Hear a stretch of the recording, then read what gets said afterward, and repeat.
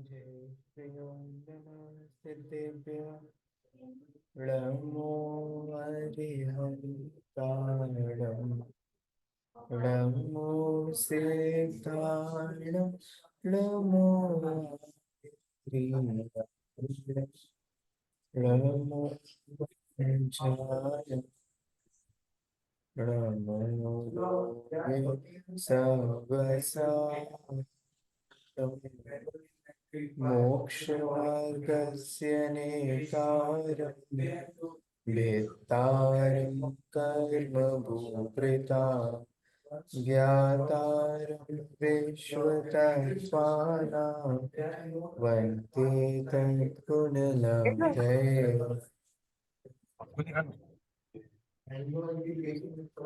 तत्वार्थ सूत्र जिसका 7वां अध्याय अपना चल रहा है, कंप्लीट हो गया है। आज अपना 8th चैप्टर शुरू होने वाला है और उस 8th चैप्टर में हम बंध की चर्चा से शुरू करेंगे। अगर तत्व की दृष्टि से देखें तो जीव, अजीव, आश्रव और आश्रव में भी शुभ आश्रव की चर्चा जो है उसकी मुख्यता से हम पढ़ चुके हैं ना। अब यहाँ पर बंध की चर्चा जो है वो शुरू होने वाली है। आइए अपन समझते हैं बंध तत्व को। सूत्र आपके सामने है, दिखाई दे रहा होगा। पहला सूत्र है जिसमें बंध के हेतुओं की चर्चा की जा रही है। बंध के हेतु का मतलब है बंध का कारण, है ना। माने हम बात करने वाले हैं कॉजेज ऑफ बॉन्डेज।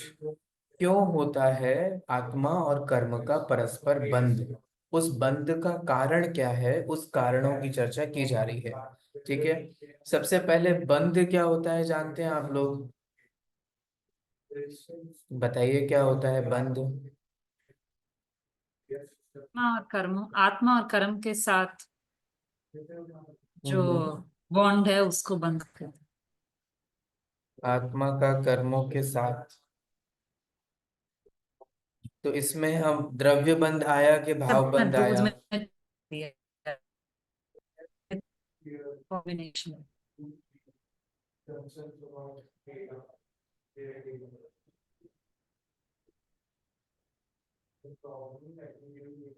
दूध और चीनी का द्रव्य हो गया ना, द्रव्य बंध। आत्मा और कर्म का भाव बंध होगा। दूध और चीनी द्रव्य बंध।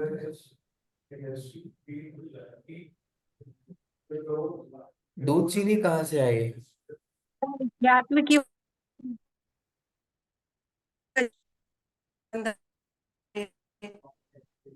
और कर्मों का वो बंद करता, आई थिंक, नॉट श्योर। क्या दृष्टि मिथ्यात्व की वजह से जो होता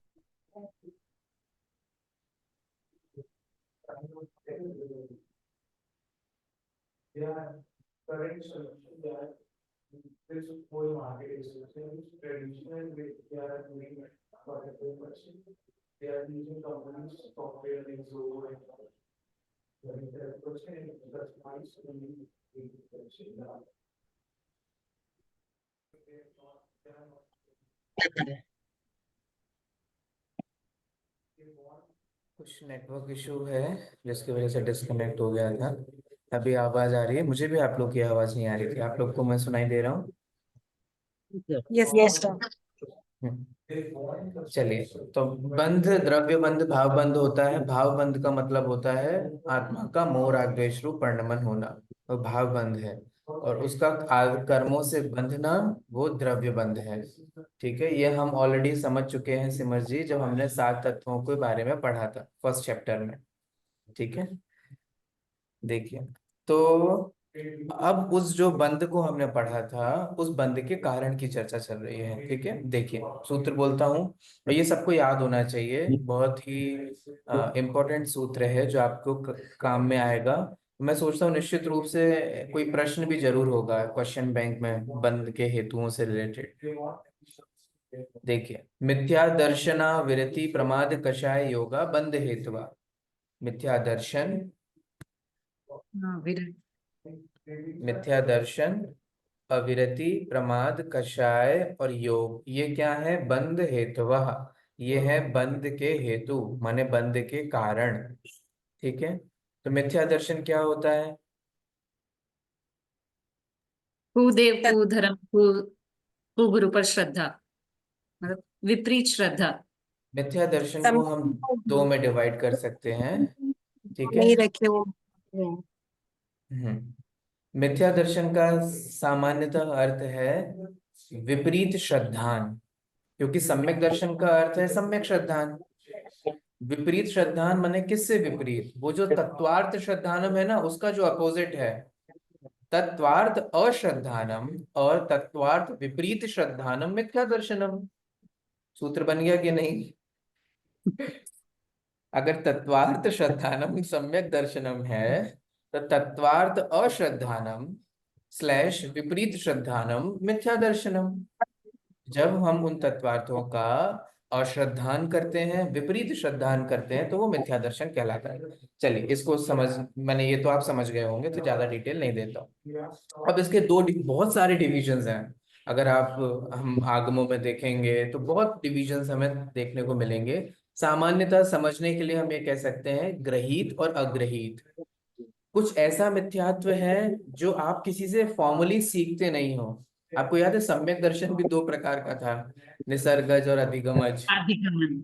है हाँ। ना। सिमिलर टू दैट हम ये कह सकते हैं कि यहाँ पर भी ग्रहित अग्रहित का डिवीजन जो है, वो ग्रहित जो आप किसी के उपदेश पूर्वक होता है, परोपदेश पूर्वक किसी से सीखते हो।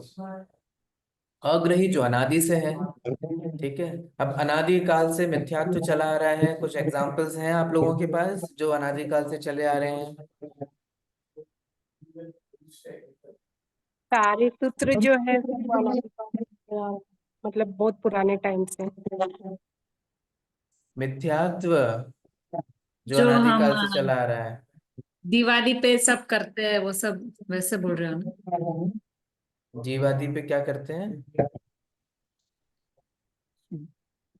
देखिए, दिवाली। अनादि काल से विपरीत मान्यताएं क्या हैं? फॉर एग्जाम्पल, शरीर को अपना मानना। किसी ने आपको ट्रेनिंग दी है कि ये तुम हो, इसे अपना मानो? कोई कहता है आपको, बोलता है क्या? नहीं, अपने आप ही है। अपने आप को ही इसको अपना मानने लग जाते हैं, ये मेरा है ये समझने लग जाते हैं, ठीक है। तो ये किसी से आपने सीखा नहीं। मैं शरीर हूँ, शरीर मेरा है, मेरा परिवार है, मेरा बच्चा है, ये मुझे इसका करना है, मुझे वो करना है।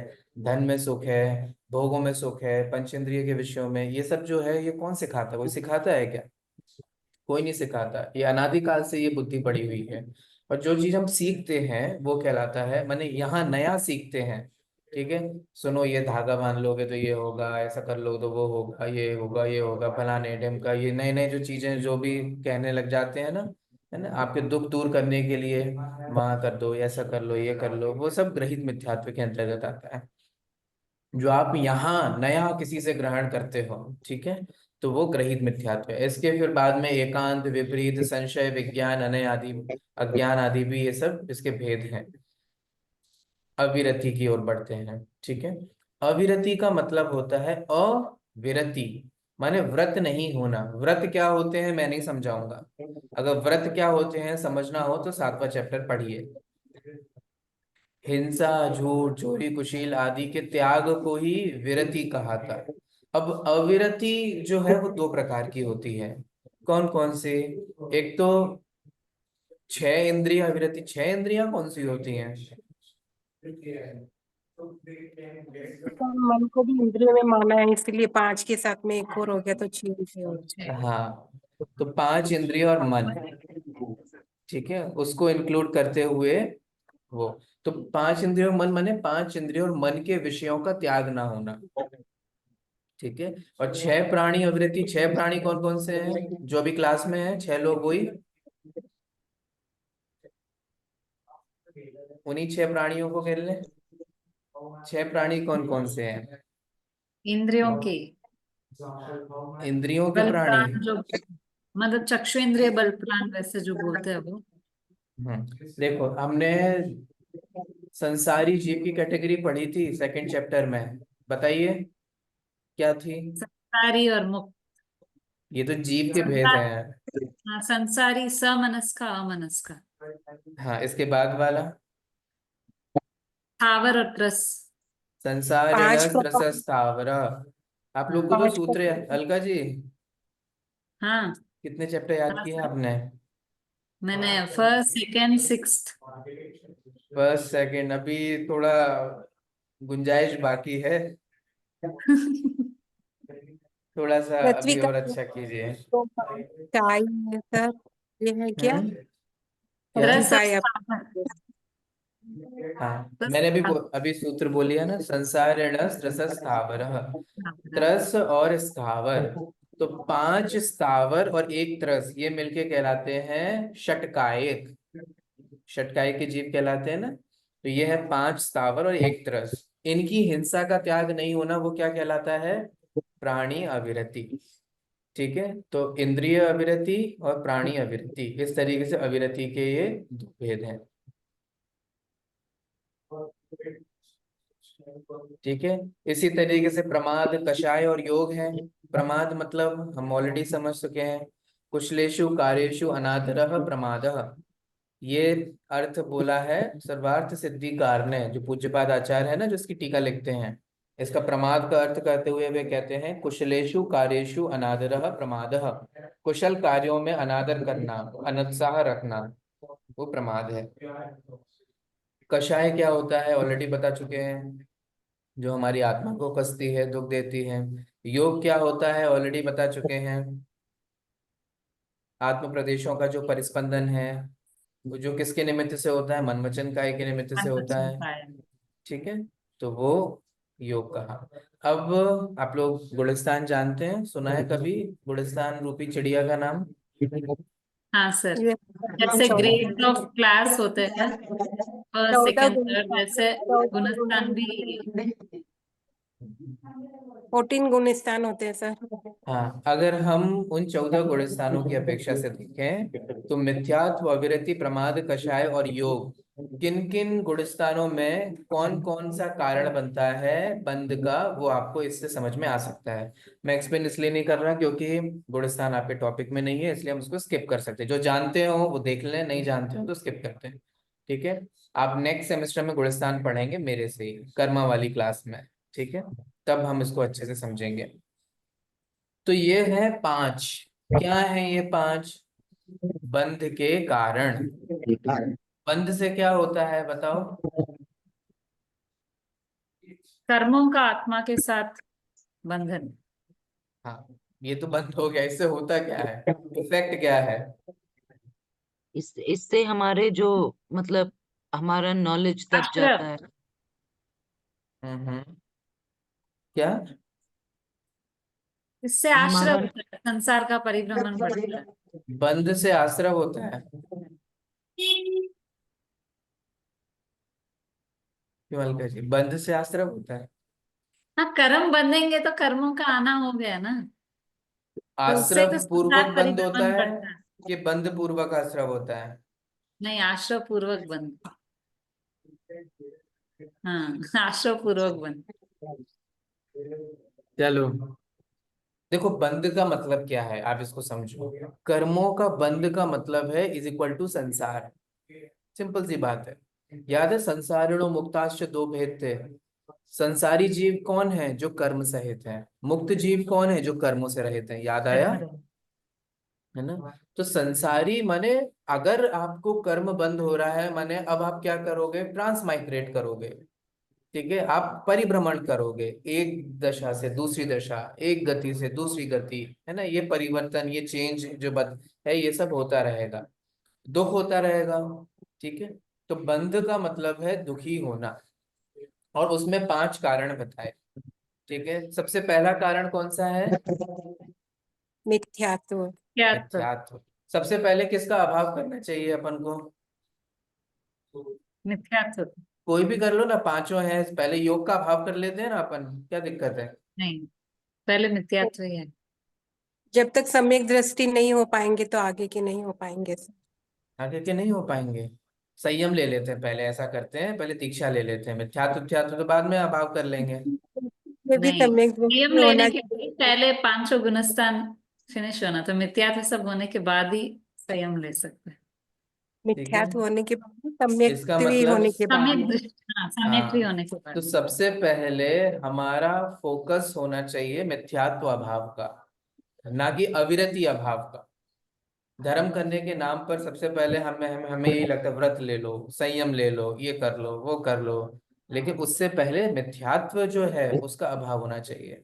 मिथ्यात्व का अभाव के बाद फिर अविरति का अभाव होता है, अविरति के अभाव के बाद प्रमाद का, फिर प्रमाद के अभाव के बाद कषाय का, कषाय के अभाव के बाद योग का, है ना। हम सबसे पहले योग का अभाव करना चाहते हैं, मन वचन काय की प्रवृत्ति का। उसका अभाव होगा भैया, उसका सद्भाव तो तीर्थंकरों को भी होता है 13वें गुणस्थान में, तुम उसका अभाव करने बैठे हो पहले गुणस्थान से, है। तो विचार करना, तो इससे हमें ये समझ में आता है कि कब किसका अभाव होता है, कैसे क्या होता है, हमें क्या करना है नहीं करना है, इससे बहुत कुछ चीजें समझ में आती हैं। तो सबसे पहले हमारा उद्देश्य होना चाहिए मिथ्यात्व अभाव का, ठीक है। अब ये हुआ बंध का कारण, लेकिन अब आचार्य बता रहे हैं बंध किसे कहते हैं। आइए पढ़ते हैं, समझते हैं। स कषायात् व जीवा कर्मणो योग्यान पुद्गला न दत्ते स बंध। स बंध, वह बंध है। क्या है बंध? स कषायात, स माने सहित, कषायात माने कषाय के, कषाय सहित जो जीव है वो क्या करता है? कर्मणो योग्यान पुद्गलात, पुद्गलात आदत्ते, वो कर्म योग्य पुद्गलों को आदत्ते माने ग्रहण करता है, और उसके कर्म योग्य पुद्गलों का ग्रहण करना ही क्या कहलाता है? बंध कहलाता है। ये आप लोग को समझ में आया? कर्म योग्य पुद्गल ये क्या होता है? 8 कर्मों से युक्त जो रहा वो कर्म योग के पुद्गल रहा था।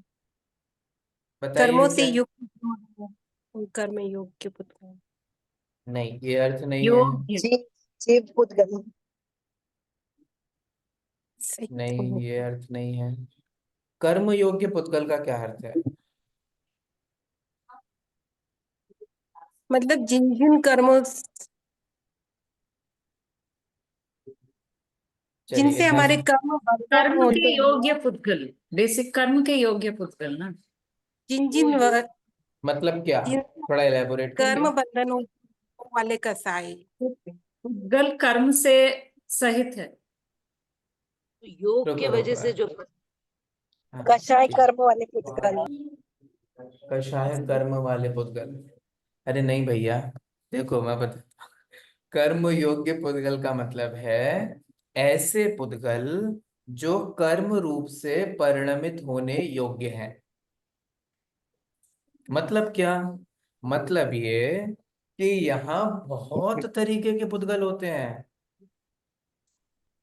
आहार वर्गणा होती है, भाषा वर्गणा होती है ना, मनोवर्गणा होती है, तेजस वर्गणा होती है, कितनी प्रकार की वर्गणाएं होती, वर्गणाएं माने मॉलिक्यूल्स, है ना, ऐसे एटम्स, ऐसे पुद्गल स्कंद, है ना। तो बहुत तरीके के पुद्गल हैं। ये भी, ये क्या है? ये भी पुद्गल है।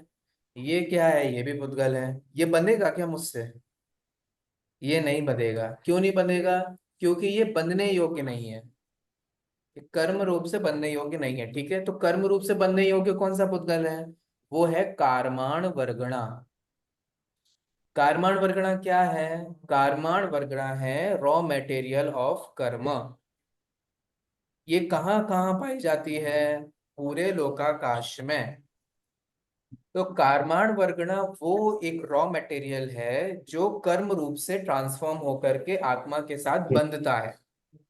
ये बात क्लियर हुई? सभी को समझ में आया? तो सब पुद्गल नहीं बनते हैं, एक कारमाण वर्गणा है जो आत्मा से बंधती है। किस फॉर्म में? कर्म रूपी फॉर्म में, ठीक है। अब यहाँ तो बहुत सारी कारमाण वर्गणाएं हैं, अनंत कारमाण वर्गणाएं हैं, सभी थोड़ी ना आकर के बन जाती हैं। जो न्याय है कि कषाय के न्याय है? साथ है वो। उस सब, नहीं नहीं सुनिए, उस समय जो बंधने योग्य होती है वही बनती है। ये है उस पुद्गल की अपनी स्वतंत्र योग्यता। ये बात समझ में आया? देखो मैं आपको कुछ दिखाता हूँ। दिखाता मैंने वैसे तो कुछ नहीं, आप स्क्रीन पे ही देखिए। ये है आत्मा, ठीक है। अब ये जो आत्मा है, इसमें सभी जगह आप ये समझ लीजिए कारमान वर्गणाएं हैं, अनंत अनंत, ये सब क्या है? कारमान वर्गणाएं, रॉ मटेरियल जो कर्म रूप से परिणमित होने योग्य है। इसने मोह राग द्वेष के भाव किए, ठीक है। अब इसने जो मोह राग द्वेष के भाव किए, उससे ये जो कारमान वर्गणा है ये कर्म रूप से परिणमित होकर बंध गई, ठीक है। तो ये वाली बंदी, ये वाली क्यों नहीं बंदी? ये वाली क्यों नहीं बंदी? ये क्यों नहीं बंदी? ये क्यों नहीं बंदी? ये क्यों नहीं बंदी? इतनी सारी थी, वो क्यों नहीं बंदी? इसका क्या आंसर है?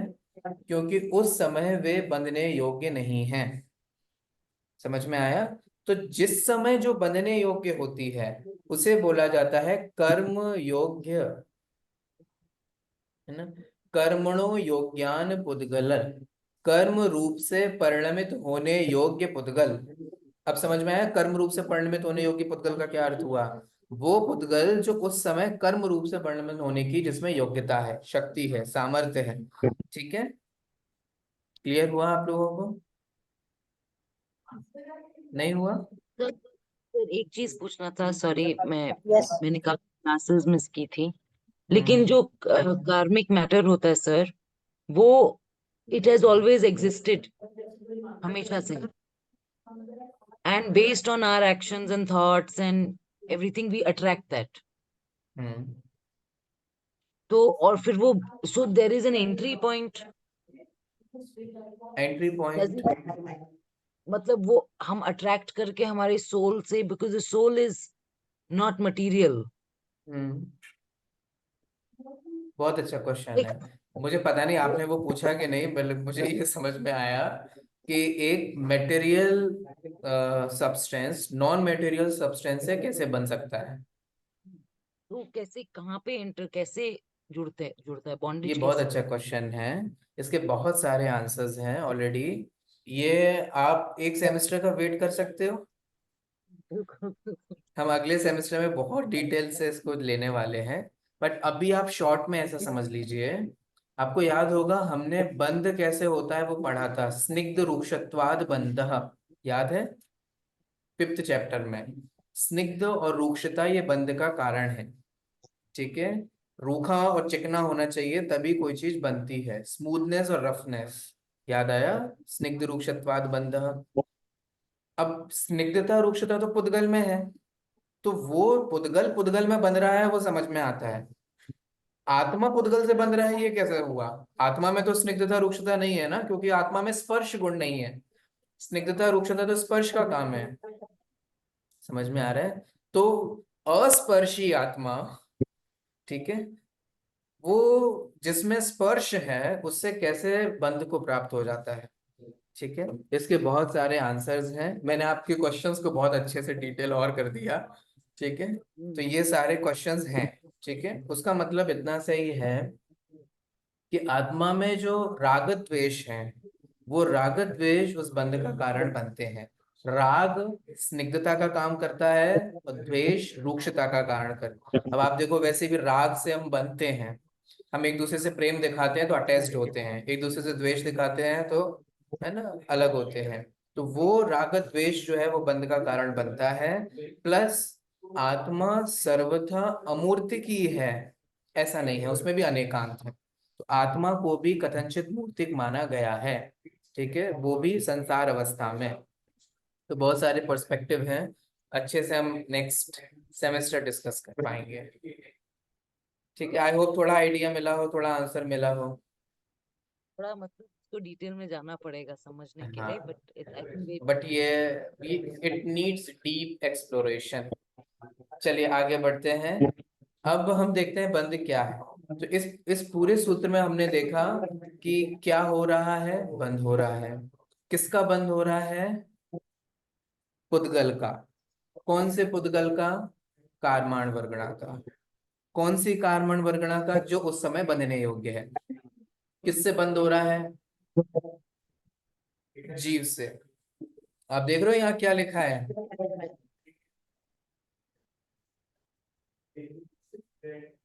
ये देख रहे हो, ये जो अभी मैंने डिस्कस किया, ये जीव से बंध रहा है। ठीक है, कब से बंध रहा है, ये बंद कब से हो रहा है, इसकी ड्यूरेशन क्या है? अनादि से ही हो रहा है, जब से जीव है तब से वो कर्म अनादि कर से रहा है। तो अनादि से क्या हो रहा है बंद कि है। कि अनादि से ये साइकिल चल रही है। ठीक है, तो ये जो कर्म बंद की प्रक्रिया है, बस यही चक्र चल रहा है, बहुत सारे चक्र चल रहे हैं। एक तो टाइम तो साइकिल वाला चक्र चल रहा है। लास्ट स्लाइड में मूर्तिक वर्ड क्यों था सर? संसारी जीवी बस है ना, वही मूर्तिक। हाँ, तो संसारी जीव को संसार अवस्था में मूर्तिक माना है, क्योंकि कर्म बंध से सहित होने के कारण। देखिए, तो अब ये साइकिल कैसे चलती है, आप सब जानते हैं। आत्मा भाव करता है, ठीक है, मोह राग द्वेष, जो भी मिथ्यात्व विरति प्रमाद कषाय योग है ना, ये भाव करता है। इनसे क्या होता है, कर्मों का बंध होता है। जो कर्मों का बंद होता है उसका क्या होगा, उदय आएगा, माने वो अपना फल भी देंगे। और जब कर्मों का उदय आएगा, उनका फल मिलेगा, तो क्या होगा, फिर से मोराग्देश के परिणाम होंगे। फिर उन मोराग्देश के परिणामों से क्या होगा, फिर से बंद होगा। तो ये साइकिल क्या होगी, बस ऐसी चलती रहेगी, बदलता रहेगा। उत्सर्पणी से अवसर्पणी, अवसर्पणी से उत्सर्पणी, होता रहेगा, चलता रहेगा ये टाइम साइकिल। ऐसे ही कर्म बंद करोगे, उदय आएगा, उसे परिणाम करोगे, फिर बंद करोगे, उदय आएगा, ये चलता रहेगा। तो ये तो टाइम साइकिल है, ये बॉन्डेज साइकिल है, जो हर आत्मा के साथ है, जो हो रहा है। ठीक है, तो अब यहाँ पर अपन समझते हैं बंध के चार भेदों को। नेक्स्ट सूत्र में बहुत अच्छी चर्चा है, आइए इसको समझते हैं। प्रकृति स्थित्यनुभव प्रदेशास तद विधेय, तद विधेय, तत् माने वह माने क्या, यहाँ वह क्या होगा, किसकी चर्चा चल रही है बताओ? बंद। बंद की चर्चा चल रही है ना। पहले बंद के बंद कारण पढ़े, फिर हमने बंद क्या होता है वो पढ़ा। अब कह रहे हैं तत् विधया, तत् माने वह, अब विधि, विधि मतलब क्या होता है, प्रकार। कहाँ पढ़ा आपने मीनाक्षी जी ये? सर आपने पढ़ा है 2-3 बार। विधि विधान समथिंग विधि सूत्र याद नहीं है सर, बाकी पढ़ा है 2-3 बार।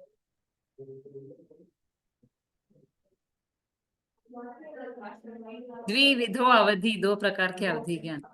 कितने सूत्रों में हम पढ़ चुके हैं ना। तत् विधया, तत् माने बंद की ये विधि हैं, माने ये प्रकार हैं, भेद हैं। चार, कौन कौन से?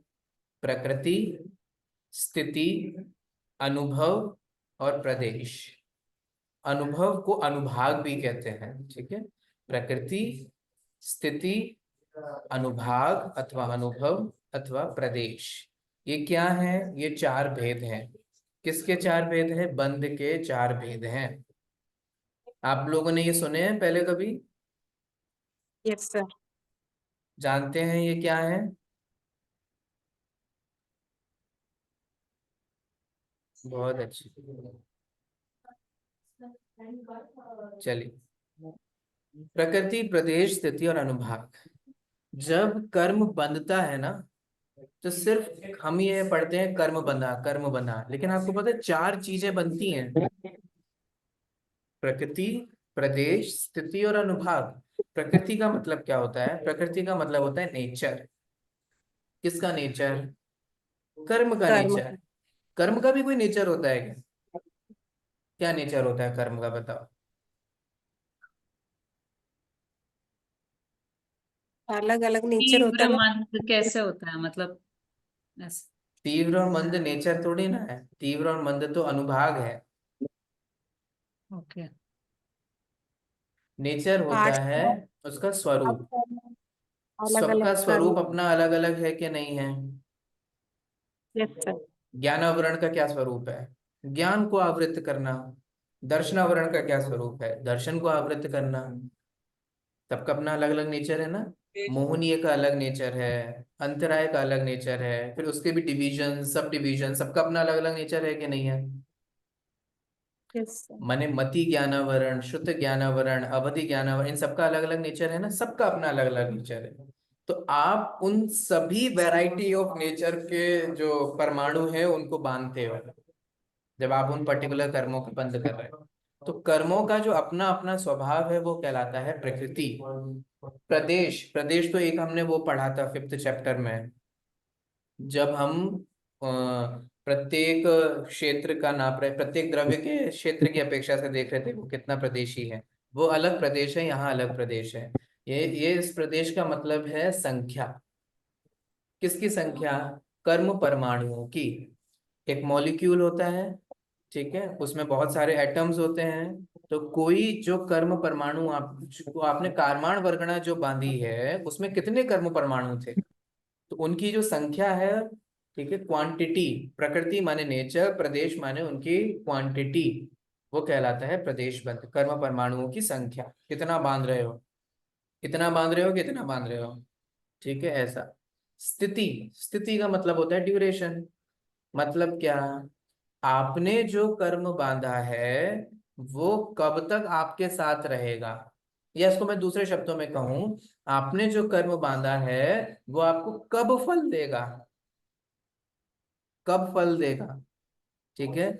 हमने जो आज कर्म बांधा है, हम चाह रहे हैं वो हमें अभी मिल जाए। अभी जो मैंने 5 मिनट बैठ के सामायिक कर ली, अब मैं चाह रहा हूँ तुरंत मुझे अभी फल मिल जाए, मुझे ये काम करना है ना, ये इसमें मिल जाए, ऐसा मिल जाए, वैसा मिल जाए, इसमें हो जाए। हम्म। अथवा आप जो आपने जो पुण्य बांधा हो, पाप बांधा हो, अच्छे कर्म हो, बुरे कर्म हो, वो कब उदय में आएंगे, वो कहलाती है स्थिति। जब कर्म बनते हैं ना तभी ये नक्की हो जाता है कि वो कब उदय में आएंगे। और अनुभाग, अनुभाग का मतलब होता है फल देने की शक्ति, माने इंटेंसिटी। जब आपके द्वारा बांधे हुए कर्म हैं वो उदय में आएंगे, जब आप उनका फल भोगेंगे, तब उनकी इंटेंसिटी क्या होगी, ठीक है। जैसे आपको एग्जाम्पल समझ रहे हो, आपने एक कर्म बांधा, ठीक है, फॉर एग्जाम्पल असाता वेदनीय का, असाता वेदनीय का आपने कर्म बांधा। उनके कर्म परमाणुओं की संख्या जो है, क्वांटिटी कितने हैं, वो प्रदेश है। अब आपने असाता वेदनीय बांधा तो इसके उदय से आपको पेट में दर्द होगा। अब वो कब उदय में आएगा, कब आपके पेट में दर्द होगा, यह है स्थिति। और जब पेट में दर्द होगा तो वो कितनी तेज दर्द होगा कि वो सहन करने लायक होगा, कि हॉस्पिटल में एडमिट करने लायक होगा, कि घर पे सर पे उठाने लायक होगा, कैसा होगा, उसकी इंटेंसिटी क्या होगी, वो अनुभाग बंद है, ठीक है। तो प्रकृति, प्रदेश, स्थिति और अनुभाग। जब हम कोई भी कर्मों का बंद करते हैं तो ये 4 चीजें नक्की हो जाती हैं। वो कौन सा कर्म है, उसकी कितनी संख्या है, वो कब उदय में आएगा, और उसकी इंटेंसिटी क्या होगी जब वो उदय में आएगा, ठीक है। आपका एक्सीडेंट होगा, कब होगा, नहीं होगा, कितनी इंटेंसिटी से होगा, सब नक्की होता है। आपके साथ अच्छा होगा, कब अच्छा होगा, कितना अच्छा होगा, सब। तो इस तरीके से ये सारी चीजें जो हैं ये कर्म के समय पर नक्की, कर्म बंध के समय नक्की हो जाती है। अब आप ये समझिए कि बाकी का जो रिमेनिंग पोर्शन है 7th चैप्टर का, वो बस इन चारों का ही एक्सप्लेनेशन है। कौन से चारों का? ये जो अभी पढ़े ना, प्रकृति, प्रदेश, स्थिति और अनुभाग। अब यहाँ पर प्रकृति, सबसे पहला बंद कौन सा है? प्रकृति बंद। उस प्रकृति बंद को देखो, समझाते हैं। आद्यो ज्ञान दर्शनावरण वेदनीय मोहनियायुर्नाम गोत्रांतराय।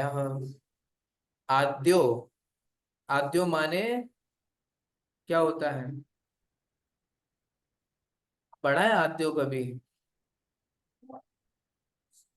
आद्य मतलब आरंभ, आदि। कहाँ पढ़ा फर्स्ट निर्मला जी, इंदिरा जी, आपने?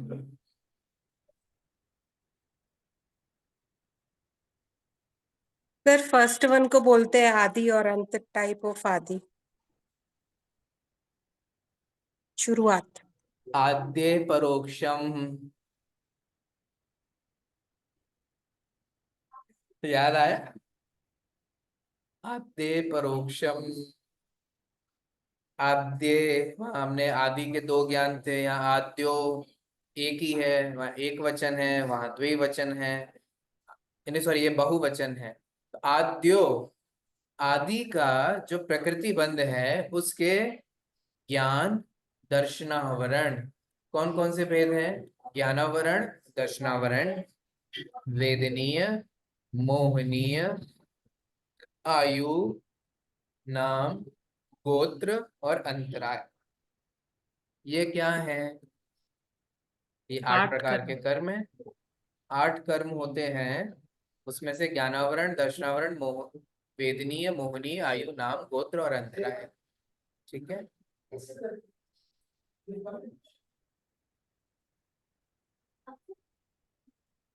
तो देखिए, तो कर्मों के विविध अपेक्षाओं से विविध भेद होते हैं। ठीक है। कर्मों के कैटेगरी अपेक्षा देखें तो 8 कैटेगरी हैं, उनके सब डिविजन्स देखें तो 148 है इन टोटल, और आप 148 पढ़ने वाले हो अभी। ठीक है, ये आप आने वाला है सब। तो अब 148 जो इनके डिविजन्स और सब डिविजन्स हैं, ठीक है, उसकी जनरल 8 कैटेगरीज हैं, 8 टाइप्स हैं। उसमें भी 2 डिविजन्स हो जाते हैं, घातिया और अघातिया। ठीक है, घातिया का मतलब होता है जो जीव के गुणों का घात करता है वो घातिया, और जो जीव के गुणों का घात नहीं करता है वो अघातिया। तो 4 कर्म ऐसे होते हैं जो जीव के गुणों का घात करते हैं। ठीक है, और 4 कर्म ऐसे होते हैं जो जीव के गुणों का घात नहीं करते, जिनका संबंध जीव के गुण से नहीं। गुण समझते हैं ना, अब तो हमने पढ़ लिया। जीव है द्रव्य, और उस द्रव्य में है एट्रीब्यूट्स, ज्ञान, दर्शन, श्रद्धा, ये सब क्या है? गुण है ना। ज्ञान गुण है, दर्शन गुण है, श्रद्धा गुण है, चारित्र गुण है। इन सब का जो घात करे वो क्या है? घातिया। और जो जीव के गुणों का घात नहीं करता है वो क्या है? अघातिया। ठीक है, तो 4 कर्म होते हैं घातिया। कौन कौन से? ज्ञानावरण, दर्शनावरण, मोहनीय और अंतराय। ठीक है, ये 4 कर्म कहलाते हैं घातिया। और बाकी के जो रिमेनिंग है वे वेदनीय, आयु, नाम और गोत्र। ठीक है, ये क्या कहलाते हैं? अघातिया। तो इस तरीके से ये 8 कर्म हैं जिनको हम फर्दर डिवाइड कर सकते हैं बिटवीन घातिया एंड अघातिया। ठीक है, अब इनके भेद कितने हैं तो देखिए आगे बताते हैं। पंच नव द्वे अष्टाविंशति चतुर्द्वि चत्वारिंशत् द्वि पंच भेदा यथाक्रमम्। यथाक्रमम्,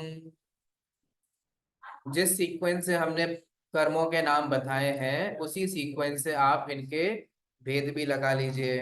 सबसे पहला है पंच। 5 भेद किसके होंगे बताइए? ज्ञानावण्य। ज्ञान ज्ञान हाँ, आप तैयार अनम्यूट कर लीजिए और जल्दी जल्दी बोलिए। ठीक है, 9 भेद किसके होंगे? दर्शनावरण। दर्शन दर्शन पूरा नाम है दर्शनावरण। दर्शन कुछ दर्शन नहीं होता, दर्शन नाम का कोई अच्छा कर्म नहीं है।